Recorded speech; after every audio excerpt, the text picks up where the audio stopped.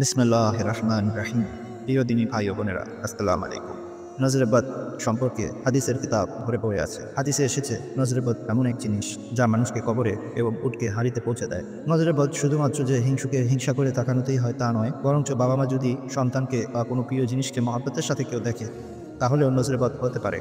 বুজুর্গানে দিনেরা নজরে বদ সম্পর্কে এও বলেছেন, সাপ যেরকম মানুষকে দংশন করে তেমন মানুষ মানুষকে চোখ দিয়ে দংশন করে থাকে। চলতে ফিরতে উঠতে বসতে কে কখন কাকে নজরে লাগাচ্ছে তা আসলে বোঝা সম্ভব নয়। তাই আজকে আপনাদেরকে আল্লাহ পাকের কালামের একটি আয়াত এমন বলবো যা পড়ে ফু দিলে নজরে বদের আসর খতম হয়ে যায়। সূরা কলমের শেষের আয়াতটি ৭ বার পরে কোনো মাল বা বস্তু বা মানুষ বা সন্তান বা যে কোনো জিনিস যার উপর নজর লেগেছে মনে হয় তার উপর ৭ বার পরে ফু দিলে ইনশাআল্লাহ নজরে বদের আসর শেষ হয়ে যায়।